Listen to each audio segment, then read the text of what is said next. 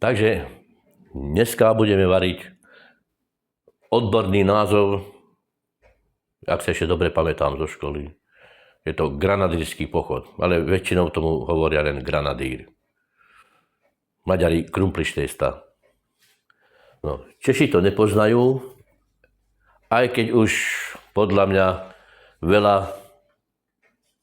Slovákov žije už v Čechách, takže možná, že dievčatá ten recept tam priniesli, ale ešte v tej dobe, keď som tam bol ja, tak to nepoznali Češi, toto jedlo. Pritom je to veľmi jednoduché a lacné jedlo a dá sa z toho aj najesť. Takže tu sú pripravené zemiaky nakrájané na kocky. Samozrejme základ, cibula, masť. Ja len s masťou varím, so sádlom, takže žiadny olej. Nie. A červená paprika, pravda, že korenie, to vám všetko ukážem. Takže takto je základ, tam sú už zemiaky, uvaríme to a potom sa zvlášť vyvaria k tomu cestoviny, to vám ukážem samozrejme. A hovorím, je to jedlo, ktoré je hotové za, ja neviem, samozrejme s kupovanými cestovinami je to hotové za 45 minút, možno.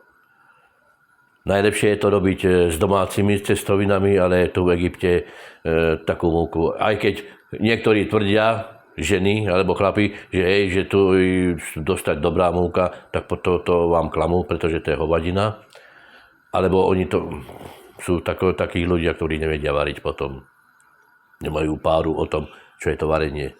Tu nedostanete takú múku, hovorím.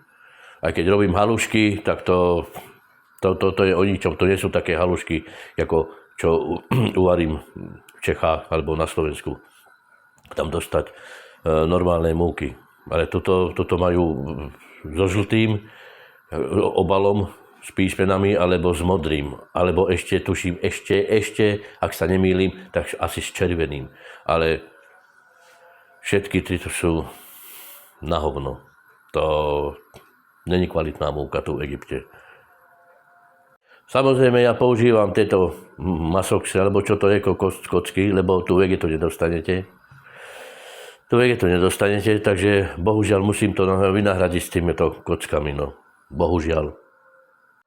Samozrejme, urobím k tomu šalát, to sú uhorky, paradajky, dám do toho ešte aj cibulu, pomiešam to, samozrejme. Ale najlepšie je to jesť tento granadír s nakladanými uhorkami. Normálne čo dostať aj v obchode, alebo domáce, samozrejme sú najlepšie.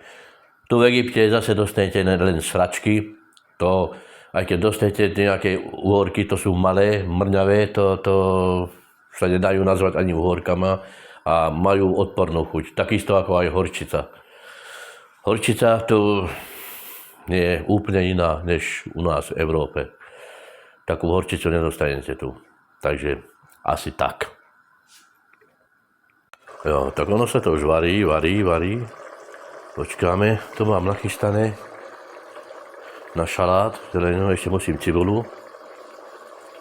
A bude to dobré. A je to lacné jedlo, hovorím, je to lacné jedlo a dá sa z toho najesť. Verte mi. Samozrejme, cestoviny sú kupované, jak som už hovoril, pretože tu nedostanete tak kvalitnú múku, jak je u nás.